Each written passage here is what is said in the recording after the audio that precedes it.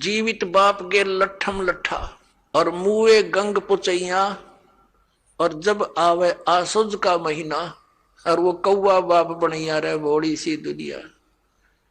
सतगुरु बिन कैसे सरिया। जैसे जीवित बाप के साथ तो खेचा तानी रखे निकम्मी आत्मा है, और मरने के बाद फिर उसकी गति के लिए चलेंगे कहां से। देखो पुण्यात्माओं, ये हमारे धर्म गुरु कहां से गति कराने लगते हैं मृत्यु के उपरांत। पहले तो यूं कहेंगे कि अस्थि उठाओ और गंगा में प्रवाह कराओ, इसकी गति हो जाएगी।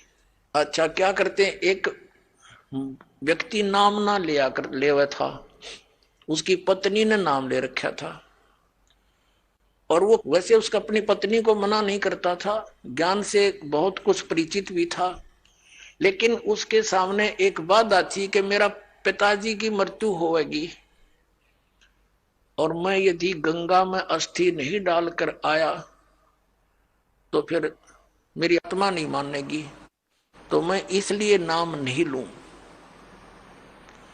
एक दिन वो बता रही थी उसकी पत्नी कि मेरे तायसरे की मृत्यु होगी, यानी उसके ताऊ की, और वो लेकर गए उसकी अस्थियों को गंगा घाट पे। वहां बैठे वो पांडे, और वहां इन्होंने अपने अक्षेत्र बांट रखे हैं कि ये मेरे अक्षेत्र का, ये मेरे अक्षेत्र का। जाते ही पूछ लेते कहां से आए जी, वो बता दिया जी ऐसे ऐसे सोनीपत से आए। अच्छा अच्छा, आज तुम हमारे हो, हमारे हो। वो पकड़ ले गए, तो वहां जाकर उसने देखा, खोल कर पिछला सारा इतिहास बता देते हैं। तो क्या बोले वह, नो बोले यजमान इब कद बहुत जन्माए रे तेरा गजब हो। अब वो कह रही थी कि वो बतावा था उसका पति के मेरा माथा ठनका गया, दुश्मन तो इनो बाट देखा, हम रोज मरा। इनो क्या इब कद बहुत जन्माए गति कराण। तो वो कहने लगा उसके बाद मेरा वहां से मन हट गया कि वो तो हमारी सारा दिन जो है ना ये कुशोण मनावे हैं। पुण्यात्माओं की गति करवा दी कि गंगा में अस्थि डलवा दी, होगी गति। फिर कहें 13वीं करो। 13वीं किस लिए कि गति कराने खातिर। अच्छा, हुआ 13वीं भी कर दी। फिर कहें अब इसके सरहद निकालो। पहले प्रत्येक महीने किया करते, फिर छठे महीने और बड़ा व्यवस्था करते थे, और फिर 1 वर्ष के बाद वो कंप्लीशन होता था, उसका समापन करते थे। 1 साल में पूरे वर्ष लगे रहते थे गति कराने।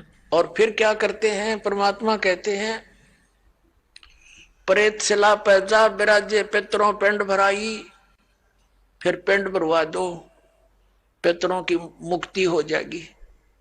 और परमात्मा क्या कहते हैं, जीवित बाप के लट्ठम लट्ठा हर मुए गंग पुचैया, और जब आया आसोज का महीना, कौवा बाप बनैया रे बोड़ी सी दुनिया।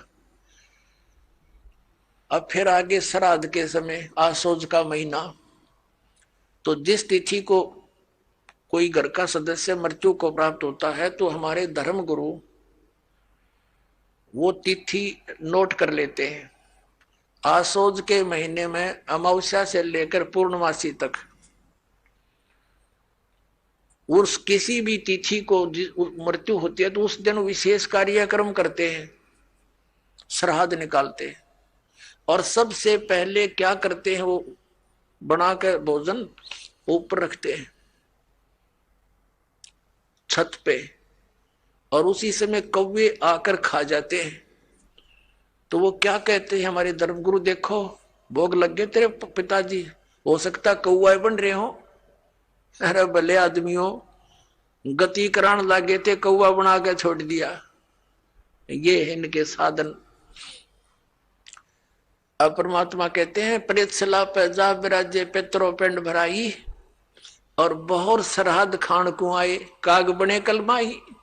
आगे क्या बताते हैं, जय सतगुरु की संगत करते सकल कर्म कट जाई, अमरपुरी पर आसन होते जहां धूप ना छाई। अब क्या बताते हैं, जय सतगुरु की संगत करते, सतगुरु मिल जाते तो ये सारे कर्मों तो पीछा छूट जाता, ना श्राद्ध निकालने, ना भूत बनना, ना कौवे और पशु की योनियों में जाना।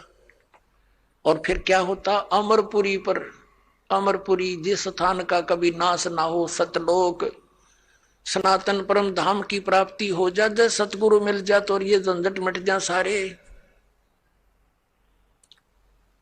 और ये हमारे गुरु जी धर्म गुरु ने कहा श्राद्ध तो वैसे निकालना चाहिए, इन्हें तो हमारे कर्म बिगड़वान का ठेका ले रखा था। हमारी लेटेस्ट और रोज नई वीडियो देखने के लिए चैनल को सब्सक्राइब जरूर करें।